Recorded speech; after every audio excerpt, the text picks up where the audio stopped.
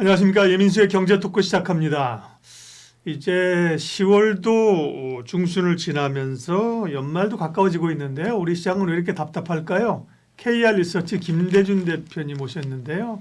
시장 방향성, 전략에 대해서 논의하겠습니다. 어서 오십시오. 안녕하십니까. 네. 이제 코스피는 지수를 잊어버렸어요. 그죠? 옛날에는 2,600, 2,700, 뭐 3,000 막 이랬는데 이제는 뭐 지수를 다 잊어버릴 정도 얼마지? 맨날 그 자리인 것 같고 그죠? 네. 섹터만 왔다 갔다 하는 흐름들인데 그러게요. 미국은 잘 가는데 우리는 뭐 연말까지 이제 어떤 분은 연말까지 재미없을 거다 이런 분도 있어요. 연말까지 가지는 않고요. 제가 네. 판단할 때는 지난 8월 9월장 그리고 10월 들어서까지 시장 정체 흐름이었지 않습니까? 네. 미국 시장도 뭐 고점을 돌파하고 분위기 측면에서는 좋은 것 같은 현상들을 보여주는데 실제로 내용적 측면을 들어가 보게 되면 그동안 많이 관심이 주목된 M7 종목들은 엔비디아를 제외하고는 아직까지 뭐 뚜렷하게 움직임을 보이지는 않고 있고요. 우리 시장의 흐름을 이제 판단하는 데 있어서 저는 주요하게 세 가지 정도 내용으로 이해를 하고 있어요. 예. 첫 번째는 지수의 상승. 그러니까 방금 우리 박사님이 말씀하셨지만 지난 8월, 9월, 10월까지 해서 지수가 어느 정도에 위치해 있는지 다들 잃어버리고 있을 만큼 지수에 대해서 관심도 또는 그러게요. 희망을 잃어버렸는데 이 지수가 2,700, 800 또는 뭐 그 이상의 지수 상승을 노려볼 수 있는 첫 번째 요건은 미국의 경기 침체 우려가 해소되는 시점입니다. 우려가 해소되는 시점은 두 가지 데이터로 확인이 가능하거든요. 미국에서 앞에 말씀하셨던 대로 지수 또는 시장 측면에서 좋은 것 같은데 내용적 측면을 보면 좀 색깔이 바뀌었다라는 지점에서의 흐름을 우리가 읽어볼 수 있습니다. M7보다는 다우나 뭐 이런 그죠? 네. S&P 네. 종목으로 들어가면 기존까지는 코카콜라 중심으로 한 소비주들이 강했고 맞아요. 네. 최근에는 또 캐터필러 같은 종목들이 또 강세 현상을 보여주고 있고요. 이러한 현상들이 이제 기존에 강했던 종목을 움직이기 위해서는 제조업 지수의 개선이 나타나야 되는데 이 제조업 지수의 개선은 11월 초에 발표되는 이제 제조업 PMI 정도 흐름을 우리가 확인해 봐야 됩니다. 한 5개월, 6개월 동안 지금 한 48 전후로 해서 움직였지 않습니까? 이 50 이상으로 올라와야 되는데 50 이상으로 또는 50 근처에 뭐 최근에 6개월 흐름보다 대비 상승 흐름이 나타나게 되면 경기 침체에 대한 우려가 해소되는 내용으로 시장에서 인식할 것 같고요. 이러한 과정에서 흐름이 나타나게 되면 비단 미국뿐만 아니고 이제 글로벌리 이제 그러한 그 시장의 긍정적인 요인들이 발현되면서 상승할 수 있는 분위기가 만들어질 것 같아요. 그래서 시장은 11월 초 데이터 확인이 첫 번째로 중요한 내용이라고 보고 있고요. 네. 미국의 경기 침체. 그다음은 그보다 좀 더 빠른 이번 주 후반에 나오는 이제 미국의 이제 산업 생산도 중요한 내용에서 흐름이 되겠죠. 두 번째는 이제 역대 미 대선 이후에 전체적으로 시장이 좋았다는 여러 가지 얘기들이 있지 않습니까? 6번의 미 대선이 있었는데 대선 이후에는 전체적으로 지난 흐름에서의 고점을 다 돌파하는 뭐 지수 상승의 흐름이 나타났다라는 이런 과거 통계적 자료를 통해서 11월에는 지수장의 흐름이 나타날 가능성이 높다라는 측면으로 이해하시면 될 것 같고요. 두 번째는 엔화입니다. 저는 뭐 시장을 분석하고 판단하는 여러 전문가분들의 시각이 각각 다르겠지만 세 번째인 거예요. 나가 미국 경기 대선. 미국 대선과 경기는 하나고. 하나의 네. 카테고리입니다. 그러니까 시장 우리 지수 상승을 돌릴 수 있는 트리거 미국 경기와 대선 하나, 두 번째가 엔화. 두 번째 엔화인데 저는 엔화의 움직임을 가장 그 국내 외국인이 들어오는 시점으로 판단을 하고 있어요. 네. 제가 경험한 바에 원달러가 아니라 엔달러가 중요하다. 네. 제가 경험한 바에 가면 엔캐리 이 빠져나가는 이슈, 이탈 이슈가 지금이 처음이 아니고요. 2005년, 6년에도 한 번 있었고요. 정확히는 한 2007년 정도 있었습니다. 이때도 호주 달러와 호주 금리를 기반으로 한 엔캐리 트레이딩이 있었거든요. 이때도 그때도 이탈하는 과정에서 지수에 영향을 줬던 기억이 있습니다. 그리고 2017년도에도 비슷한 현상들의 흐름들이 있었는데 이때 엔화의 움직임도 지금과 뭐 크게 다를 바는 없었습니다. 그런데 엔화의 캐리 자금 이탈이 마무리가 되면 외국인 투자자들 다시 국내 시장에 들어온다라고 보고 있거든요. 그래서 이 부분이 중요한 두 번째 시장 흐름을 판단한 지수 판단 지점이고요. 세 번째는 위안화입니다. 최근 이제 중국 경기 부양에 대해서 이제 많은 얘기를 하고 중국 시장에 최근 이제 강한 상승이 나타나면서 네. 여기에 대한 기대감을 많이 가지고 있어요. 근데 일시적일 수 있다. 왜 과거에 그러한 현상들이 많이 나타났기 때문에 그렇게 시장에 대한 부분들을 해석을 하는데 이번에 저는 다르다고 보고 있습니다. 일단 위안화가 최근에 7.32한 수준에서 연초 대비해서 계속 움직이다가 한 한 달 전부터 7위안 수준으로 내려왔어요. 그러면서 경기 부양에 대한 효과가 시장에서 먹혀들고 있습니다. 이 부분은 이제 미국 금리 인하하고 중국과의 금리 차가 축소되면서 위안화가 하락을 하고 위안화가 하락하면서 외부에 나갔던 돈들이 중국 내로 유입이 되기 때문에 경기 부양에 대한 효과치를 판단하고 있다는 측면에서 이 중국 시장에 대한 경기 부양 이 세 가지가 시장의 방향을 돌릴 수 있는 내용에서의 전체 큰 이제 맥락점에서의 그 내용이라고 보고 있고요. 근데 이제 그런 게 10월 지나고 11월 가면서 네. 뭔가 좀 해소될 수 있는 가능성이 있다는 거죠. 그렇죠. 네. 앞에 말씀드린 경기의 지표는 뭐 예정된 일정 차로 발표가 되기 때문에 이번 주 11월 1일 이렇게 발표되는 내용이기 때문에 확인하면 되는 거고요.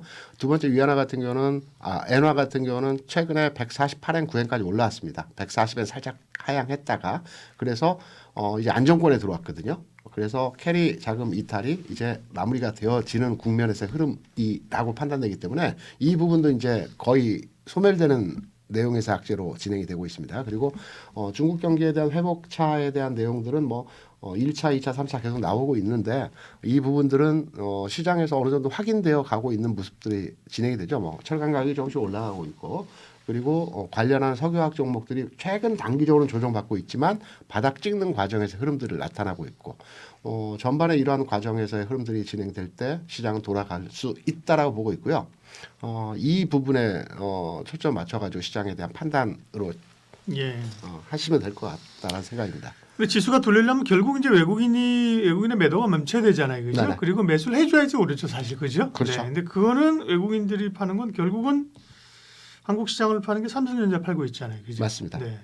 삼성전자를 팔고 있는데 네. 요거 한번 네. 제가 준비한 자료 같이 한번 네. 보시면서 제가 설명을 드려보겠습니다. 요거 삼성전자를 외국인이 나빠서 또는 부정적으로 경기 반도체 산업에 대해서 뭐 안 좋은 시각에 대해서 매도를 한다라고 보지 않거든요. 네. 왜냐하면 예. 지금 보시는 그 자료 그림을 같이 보시면 삼성전자 지분을 이제 제가 짧게 말씀드리면 예. 삼성전자 외국인의 지분은 지난 20년 동안 아주 높을 때 일시적으로 높을 때는 60%였고요. 아주 낮을 때 일시적으로 낮을 때는 45%였습니다. 근데 20년 평균을 보게 되면 낮을 때는 50% 수준이 들어오게 되면 외국인이 다시 매수에 들어오는 매수 전환하는 지점이었고요. 55% 수준까지 올라오게 되면 다시 매도로 전환하는 이러한 흐름들이 20년 동안에 계속 반복적으로 나타났어요.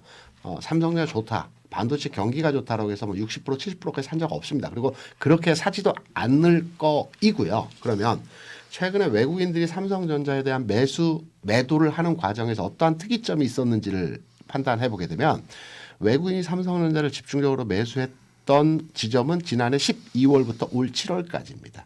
이때 대략 한 12조 원 정도를 매수를 했거든요. 물론 이제 세계 경기 좋아지고 일본 경기 좋아지고 하는 과정에서 지수에 대한 접근 차로 삼성전자를 매수하기도 했으나 과거에 이러한 현상들이 나타나지는 않았었어요. 특이하게 지난 12월 기준으로 해서 삼성전자 외국인 지분율이 53.5% 정도 아주 평균치 중간 지점이었거든요. 그런데 이게 연초 그리고 5, 6, 7월에 들어서면서부터 집중적으로 매수를 하면서 56.5%까지 올라갔습니다. 지난 12월에서 올 7월까지 12조 원을 샀다는 얘기입니다. 그런데 이제 최근에 이제 삼성전자 매도가 집중화되면서 뭐 반도체 겨울론도 있고 반도체에 대한 부정적인 시각이 있었긴 했지만 기존에 샀던 그러니까 53.5%에서 56.5%까지 올라가는 3% 수준에서의 외국인 지분율이 최근 빠져나갔거든요.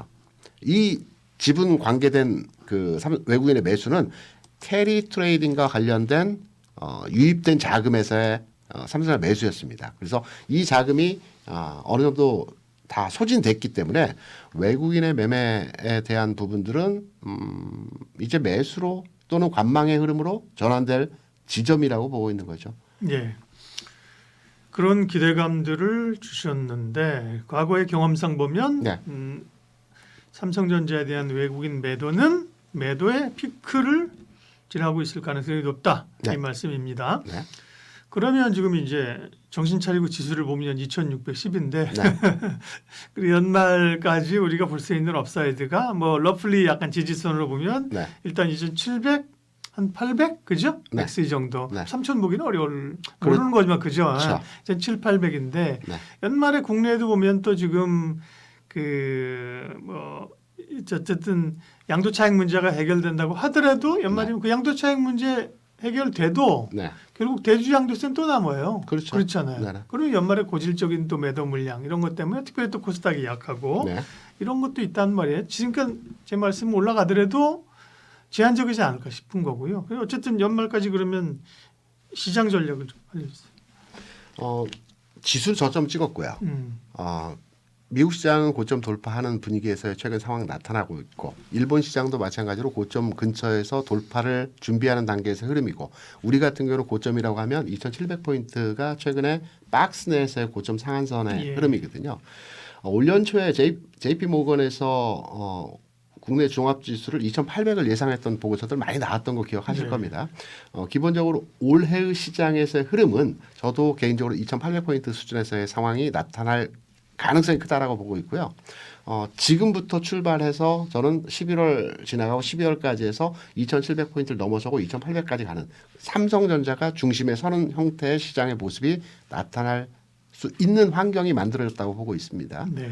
여기에 대해서 앞에 말씀드렸던 세 가지 지수 움직임의 흐름을 예상할 수 있는 주요 쟁점, 이슈의 전환점들이 만들어지고 있다라고 생각되기 때문에 그러한 부분들이 개선될 거라고 보고 있고요. 다만 일시적으로 최근 시장에서 흐름을 보게 되면 대형주보다는 중소형주에 대한 부각이 많이 나타나고 있어요.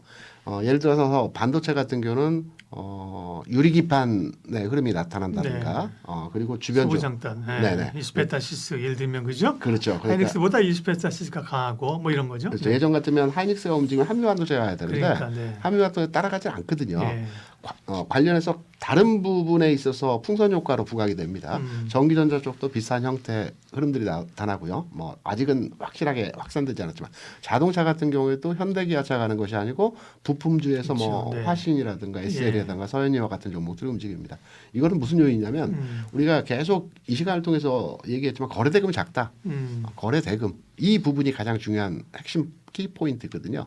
거래대금이 늘어나기 위해서는 시장에 투심이 개선돼야 되고 투심이 개선되려면 어떤 이벤트가 있어야 되는데 이 이벤트는 앞서 말씀드린 경제지표의 확인이 나와야 되는 이러한 부분들에서의 시각이 필요하다라는 지점이죠. 이 부분은 이번 주 11월 1일, 네. 이번 주 다음 주 11월까지 해서 그 부분들이 확인되는 과정이라고 생각하고 있죠. 그 시황은 이제 앞에 말씀하신 거 들었고요. 우리가 네. 뭐 주요한 섹터는 또 따로 얘기하겠습니다. 그래서 전반적인 그러면 대형주 중심 대형주가 좋다는 거예요? 아니면 제한적이라면 중소형주 플레이? 그럼 어떤 섹터가 좋은 거예요? 섹터 전략. 11월 이후에는 네. 대형주 중심으로 한 시장 재편이 될 거기 때문에 11월 겨냥해서는 대형주를 사야 된다고 보고 있습니다. 삼성전자 마찬가지고 SK 하이닉스도 마찬가지고 나머지 대형주 현대차도 마찬가지입니다. 이런 섹터 중심으로 접근해야 되겠지만 11월 이전 단계 짧게 보면 이번 주 다음 주 주간 흐름 내에서는 시장의 전체적인 흐름이 중소형주 중심이었어요. 거래대금이 아직까지 유입되지 않는 상황에서 이 섹터로의 흐름이 진행될 가능성이기 때문에 짧은 시각에서는 중소형주, 큰 이제 11월 겨냥한 전략에서는 대형주를 봐야 된다고 보는데 좀 더 구체적으로 한 단계 더 들어가서 보게 되면 자동차를 봐야 된다고 보고 있습니다.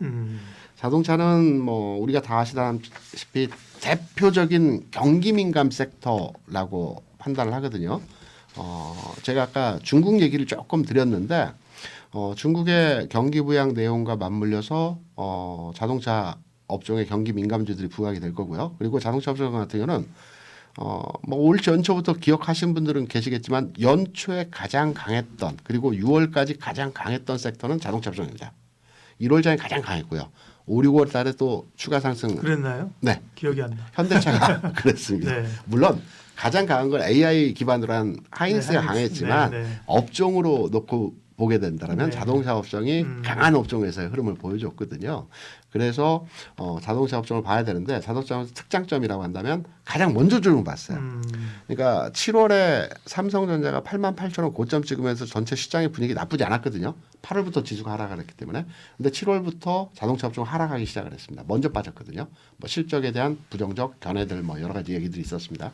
그러면서 최근 내에서의 바닥점을 계속 다져가는 과정에서 이제 자동차 업종이 민감주 형태로의 전환이 될 가능성이 있다라고 보고 있기 때문에 자동차 업종을 첫 번째 타겟팅해야 되고 그 내에서도 부품주가 노려볼 만한 종목들이다라고 생각을 하고 있죠. 네, 그러게요. 그리고 말씀하시고 보니까 예, 연초에 강했네요. 네, 연초 예, 현대차 기준으로 하면 20만 원 밑에서 그죠? 네네. 18만 원 이쪽에서 고가가 29만 9,500원. 그죠? 30만 원까지 갔었으니까 그죠? 제가 이제 방금 전까지 말씀드린 네네. 내용을 이제 그림으로 제가 네, 한번 예. 읽어드리면서 지금은 구슬로서의 제가 설명을 드린 네. 부분인데 이 부분부터 한번 짧게 한번 말씀을 드려보겠습니다. 준비한 자료인데요. 지금 보시면 이게 위안화입니다. 위안화의 고점 찍는 부분에서의 돌아가는 부분이죠. 그리고 항생지수가 이 부분과 크로싱되면서 고저점이 동일한 지점을 보여줬거든요. 네. 위안화가 꺾이는 지점에서는 항생지수가 저점을 정확하게 해당 시점에서 찍어줬습니다.